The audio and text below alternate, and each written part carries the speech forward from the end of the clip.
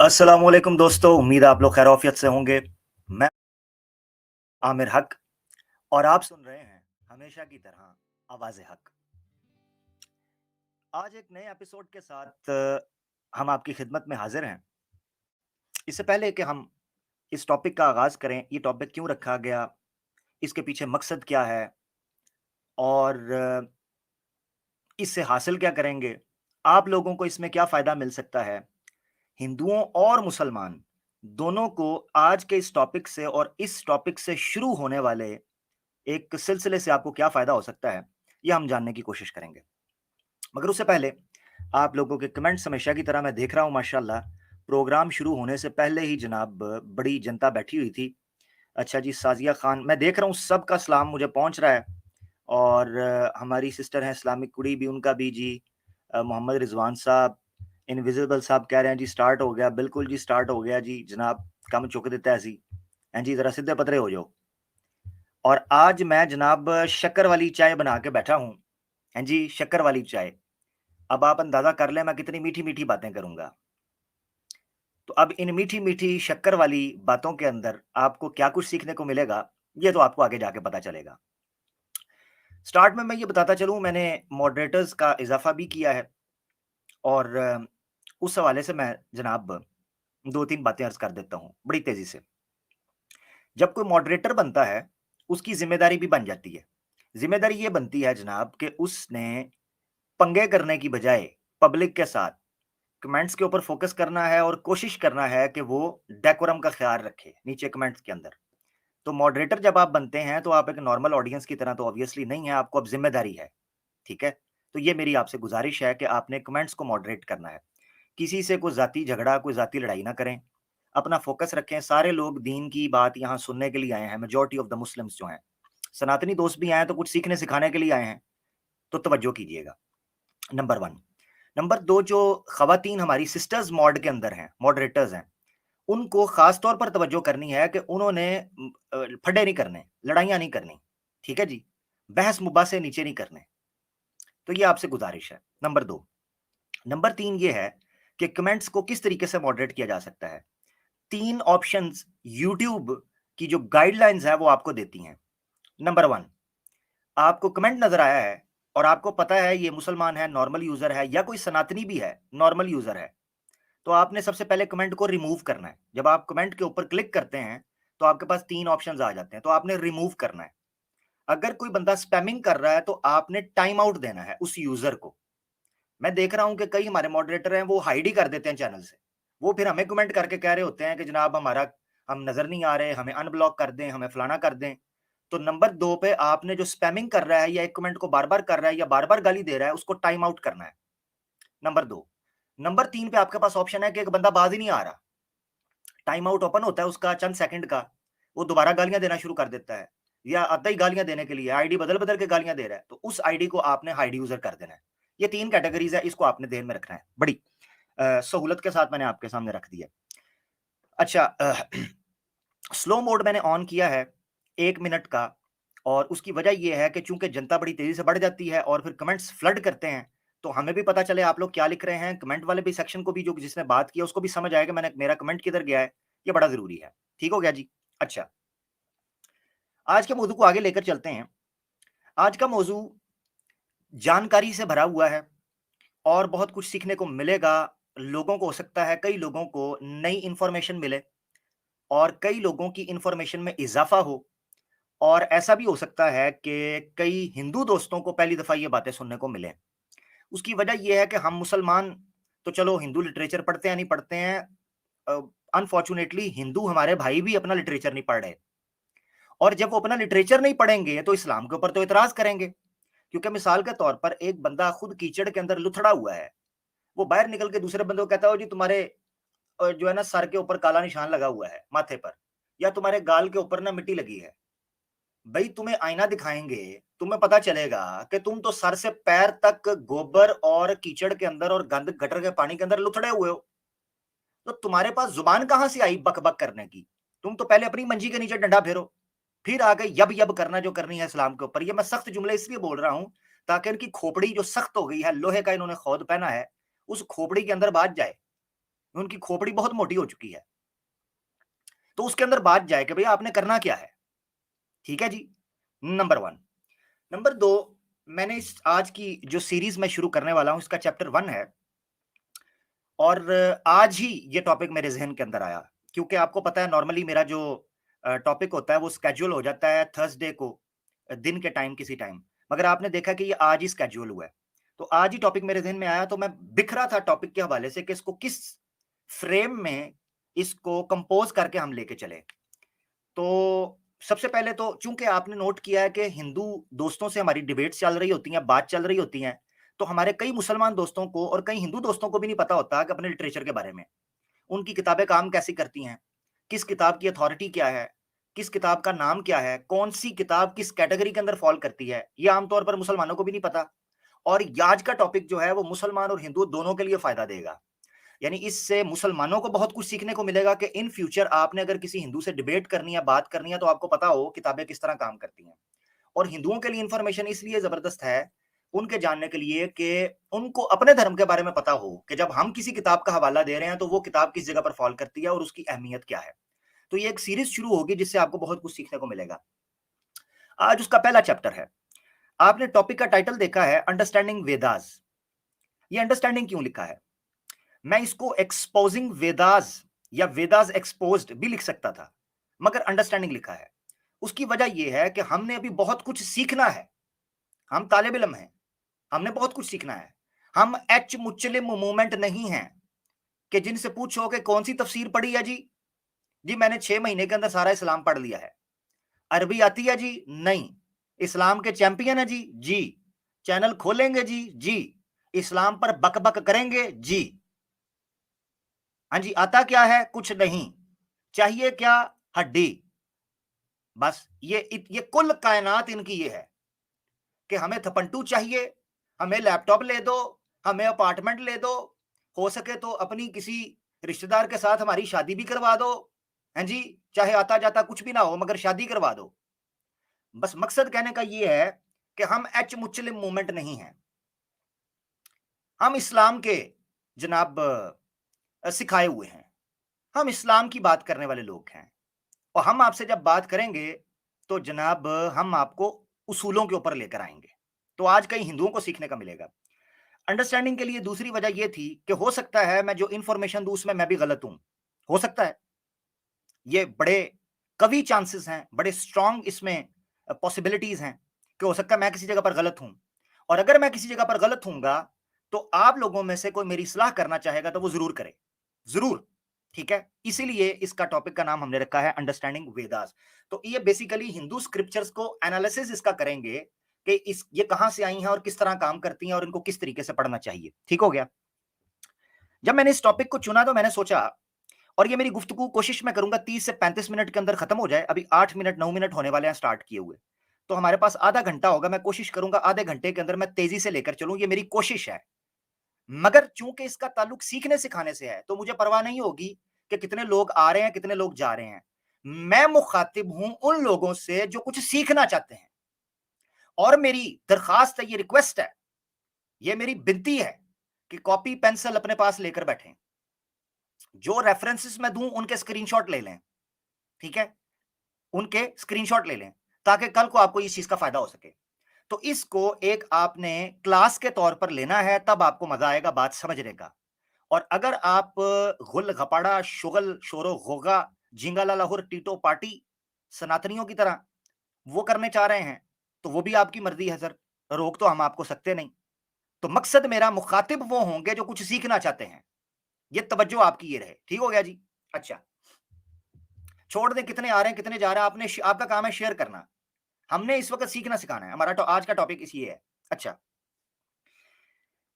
सबसे पहले जब इस टॉपिक को उठाया गया मेरे ज़हन में आया ये आज, तो मैंने सोचा कि सबसे पहले तो किताबें आनी चाहिए ना, किताबें आनी चाहिए। तो किताबें आई कहाँ से? देखें, हम किताब की डिटेल पढ़ने के अंदर तब जाएँगे जब हमें पता चले किताबें आई कहाँ से हैं। तो हम आज पता करेंगे किताबें आई कहाँ से हैं। तो वेदास को हमने क्यों सामने रखा? इससे पहले कि मैं अब डीप डाइव करूँ अपने टॉपिक के अंदर, मैं आपके सामने थोड़ी-सी कैटेगराइज़ेशन करना चाहता हूँ किताबों की जो खुद सनातन धर्म के लोगों ने की हुई हैं। आपने एक बात बड़ी जोरों शोर से सुनी होगी कि जब हम किसी किताब का हवाला देते हैं, कहते हैं जी हम नहीं इस किताब को मानते। अच्छा जी, नहीं मानते, किसको मानते हो? हम जी वेदास से हवाला दे दो, हम वेदास को मानते हैं, सनातन धर्म वेदास के ऊपर खड़ा हुआ है। अच्छा जी, ठीक हो गया। मजे की बात यह है कि जब वेदास से हवाला देते हैं, जी हम नहीं इसको मानते, क्यों जी? हमने रिफॉर्म कर लिया है। उस पैराडॉक्स के ऊपर तो मैंने वीडियो डाल दी है, पैराडॉक्स ऑफ टुनी। एक किताब दिखाओ तो कहते हैं इसको नहीं मानते, आज का वाकया दिखाओ तो कहते हैं किताब दिखाओ। ये इस चक्कर के अंदर आपको लेकर घूमते हैं। ठीक है जी, ये कह देते हैं वेदास से दिखाओ, वेदास से दिखाओ। उसकी वजह क्या है वेदास से दिखाओ? क्योंकि सनातन धर्म के अंदर या हिंदू धर्म के अंदर आसान लफ्जों में समझने के लिए वेदास जो है वो टॉप अथॉरिटी की किताब समझी जाती है। अब हम समझते हैं कि हिंदुओं की किताबें तकसीम कैसे होती हैं, पहले इसको समझ लेते हैं। क्योंकि मैंने कई लोगों को देखा है कि वो जब रेफरेंस दे रहे होते हैं तो वो ये भूल जाते हैं कि आया ये वेदास का रेफरेंस है।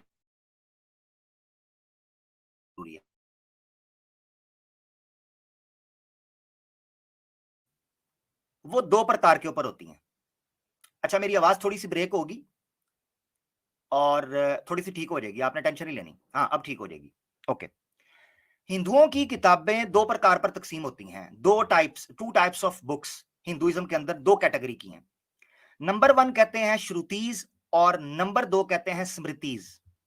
श्रुतीज जो है उसका लिटरल मीनिंग होता है जो चीज सुनी हुई हो, हर्ड, लिसन, जिसका ताल्लुक सुनने से हो, यानी गुरु से सुनकर, ईश्वर से सुनकर, किसी देवता से सुनकर, जो ज्ञान आगे सुनकर पेश किया जाए और इसको टॉप अथॉरिटी का रेवलेशन के तौर पर लिया जाता है कि ये रेवलेशन है, रेवलेशन है, उसको कहते हैं श्रुति।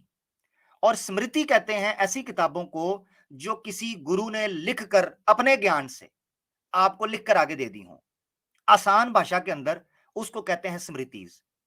कई लोगों को याद नहीं होगा तो मैं उनको एक निशानी दे देता हूं, क्योंकि जब मुझे याद नहीं होती थी कि स्मृतिज और श्रुतिज में फर्क कैसे है और श्रुतिज क्या होती हैं और स्मृतिज क्या होती हैं, तो मैं उसको एक निशानी से याद रखता था। एक किताब का रेफरेंस हम बहुत ज्यादा देते हैं जिसको कहते हैं मनुस्मृति, आपने सुना होगा मनुस्मृति। अब उसके आगे लिखा होता है स्मृति। इसका मतलब यह है कि ये उन कैटेगरीज में से हैं जो सेकंड कैटेगरी की किताबें हैं। इसको आसान लफ्जों में मुसलमानों के लिए मैं यूं बताऊं कि जैसे मुसलमानों को जब हम कहते हैं कि हमारी बेसिक किताबें कौन सी हैं, तो हम कहते हैं कुरान और हदीस। ठीक है, इसी तरीके से सनातन धर्म के अंदर दो प्रकार पर किताबें तकसीम होती हैं, एक होती हैं श्रुतिज और एक होती हैं स्मृतिज। ये मैं आपको समझाने के लिए कह रहा हूं, ये मत समझिएगा कि बिल्कुल ऐसी ही होती हैं, नहीं नहीं नहीं, वो एक अलग बहस है कि हदीसें कैसे काम करती हैं और स्मृतिज कैसे काम करती हैं, अलग चैप्टर है। तो जिस तरह कुरान और हदीस आपको समझ आते हैं, इसी तरीके से आपको श्रुतिज और स्मृतिज आपको याद आ जाती हैं। तो श्रुतिज वो किताबें हो गई जो सुनी हुई और स्मृतिज वो किताबें हो गई जो लिखवाई हुई या आपको किसी गुरु ने याद करवा दी या आपको बता दी या आपको लिखवा दी, अपने ज्ञान से आपको बता दी, उनको कह देते हैं स्मृतिज। ये दो प्रकार पर किताबें तकसीम हो गई। अब आपको मैं डायग्राम दिखाता हूं आपकी स्क्रीन के ऊपर ताकि आपको मजीद वाजे हो सके कि किताबें किस प्रकार काम करती हैं। ये आपके सामने एक डायग्राम है, ये आपको गूगल से किसी जगह से भी मिल जाएगी, सिंपल है। हिंदू स्क्रिप्चर्स सबसे पहले टॉप पे आती हैं श्रुतिज। श्रुतिज में क्या आ जाती हैं? ऋग्वेद, यजुर्वेद, सामवेद और अथर्ववेद, यानी वेदास जो हैं वो श्रुति के अंदर आती हैं। इन वेदास के डिटेल अंदर, इन्हीं श्रुतिज के अंदर तीन प्रकार की किताबें, तीन तरह की किताबें आपको दिखाई देती हैं जो इसी वेदास के अंदर होती हैं। यानी हर वेदा के अंदर आपको आर्यनिकास या समिथास या ब्राह्मणास, ये तीन किस्म की चीजें मिलेंगी। मैंने कुछ दिन पहले एक दफा बात की थी, मैंने आपको बताया था जो वेदास हैं अकॉर्डिंग टू स्वामी दयानंद सरस्वती सत्यारथ प्रकाश के मुताबिक वेदास के अंदर चार किस्म के टॉपिक्स बयान किए जाते हैं, चार कैटेगरीज के टॉपिक्स। ठीक है, टॉपिक सब्जेक्ट्स।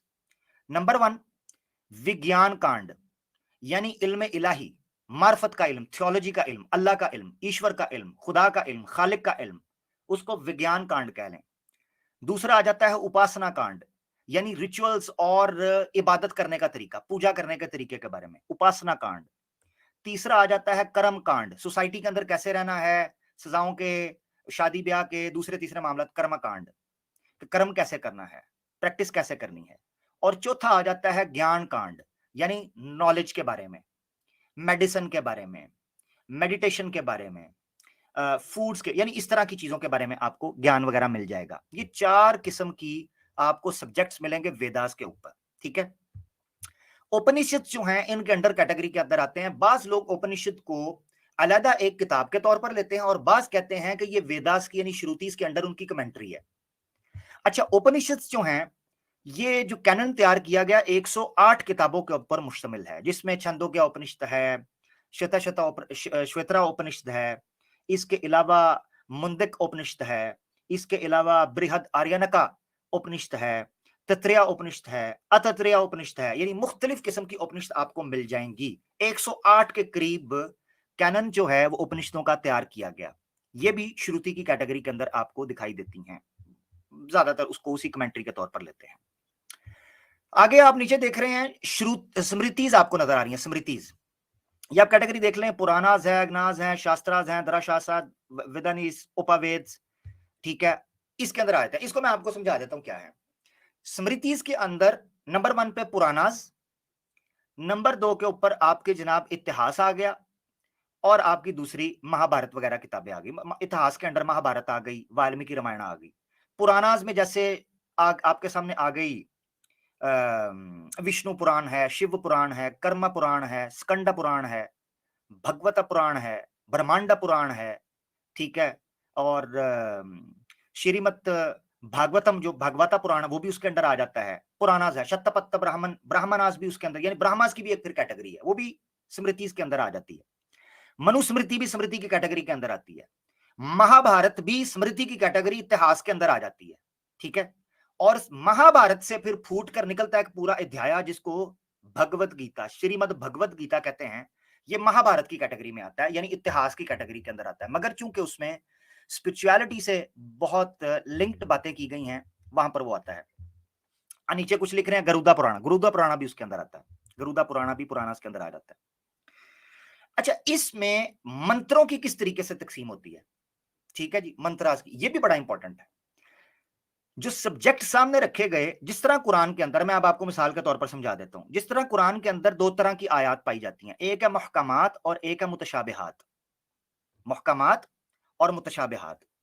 इसी तरह वेदास के अंदर भी 2 किस्म के मंत्रास पाए जाते हैं, दो तरह के मंत्रास हैं। एक को बोल देते हैं मंत्र श्रुति और एक को बोलते हैं तंत्र श्रुति, इस तरह भी तकसीम किया जाता है। यानी मंत्र श्रुति का मतलब यह है कि ऐसे मंत्राज जिनका ताल्लुक अहकामात से हो, ऐसे करो, ऐसे ना करो, ये खाओ, ये पियो, ये काम करो, ये जंग ऐसे लड़नी है, पूजा ऐसे करनी है, इनका ताल्लुक हो जाता है मंत्र श्रुति के साथ। तंत्र श्रुति जो है ये बेसिकली एसोटोरिक टर्म है, जिसका मतलब बातनियत से होता है, मुतशाबिहात। जैसे आमतौर पर इस्लाम के मानने वालों ने लिबादा ओढ़कर एसोटोरिक्सिज्म की बात की, बातनियत की बात की, यानी कुरान के भी बातनी माना हो सकते हैं। इसी तरीके से उन्होंने ये कहना शुरू कर दिया कि वेदास के एक तो जाहिरी लिटरल मीनिंग है ना, लिटरल सामने नजर आते हैं, और एक इसके अंदर छुपे हुए मीनिंग है।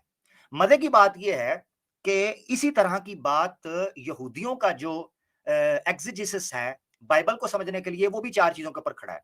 मिसाल के तौर पर एक रमज है, सूत है, मदराश है, और एक मदराश या दराश उसको बोलते हैं, रमज, सूद, और एक और है, उसका नाम मुझे भूल गया है, 4 हैं बरल। उसमें एक को आप बोलते हैं एसोटोरिक इल्म मानते हैं कि यानी जिसके अंदर हिडन मीनिंग्स होते हैं, यानी तालमूद के अंदर डी कोड करना, डीप जाके। तो बेसिकली वेदास के हवाले से भी ये कहा जाता है कि इसके अंदर कुछ डी कोड करने के लिए भी चीजें हैं, एसोटोरिक बातनियत का इल्म भी है, ठीक है, इसको मान लेते हैं। अच्छा, ये हो गई बुनियाद, आपने अब समझ ली। तो बुनियादी तो यानी मैंने जो आपको तंत्र श्रुति के बारे में बताया, उसमें फिर तंत्रा, मंत्रा, यंत्रा और कलदुवानी इस तरह करके भी कुछ टर्म्स बोलते हैं। वो अभी डिटेल में जब हम आगे जाएंगे आपको समझाएंगे कि तंत्रा, मंत्रा, यंत्रा में क्या फर्क है और ये दूसरा क्या। अभी मैं बता रहा हूँ बुक्स कैसे डिवाइड होती हैं, बुक्स की डिवीजन कैसे होती है, ठीक है, तो ये समझना बड़ा जरूरी है। अच्छा, जब आपने बुक्स को समझ लिया तो इसमें टॉप पर आएंगी श्रुतिज, और श्रुतिज के ऊपर टॉप पे आएंगी वेदास, और वेदास के ऊपर जो टॉप पे आता है उसको कहते हैं ऋग्वेदा। ठीक हो गया। मिसाल के तौर पर आप कुरान की मुख्तलिफ सूरतें हैं, कुरान 114 सूरतें हैं, ये मैं समझाने के लिए कह रहा हूं, मुसलमानों को रिलेट करने के लिए। कुरान की जैसे 114 सूरतें हैं, सारी की सारी सूरतें टॉप क्लास हैं, हम तो सबको एक जैसा मानते हैं। मगर आपने कई दफा सुना होगा सूरह यासीन को कुरान का दिल कहते हैं। सूरह यासीन बहुत लोग पढ़ते हैं। इसी तरह सूरह कहफ की जुम्मे के दिन की फजीलत बड़ी है। सूरह मुल्क जो है उसको रात को पढ़ने की फजीलत बड़ी है। आपको पता होगा, है जी। अच्छा, इसी तरीके से सूरह बकरा की आखिरी आयात की बड़ी अहमियत है। तो मकसद कहने का यह है कि इसी तरह वेदास की अपनी इंपॉर्टेंस है सबकी सब, मगर ऋग वेदा को वो टॉप प्रायोरिटी समझते हैं कि इसमें इस सारे नॉलेज का बुनियाद है, बेस है। ये है ऋग वेदा की इंपॉर्टेंस इनके यहां। ठीक हो गया जी। अब आप जब समझ गए ये सारी तरतीब के इस तरीके से किताबें काम करती हैं, तो जनाब सवाल ये है कि सबसे पहले हम वेदास को रखते हैं कि ये आई कहां से। ओए होए होए होए होए, इस सवाल का जवाब जितना मुश्किल है आप अंदाजा नहीं कर सकते।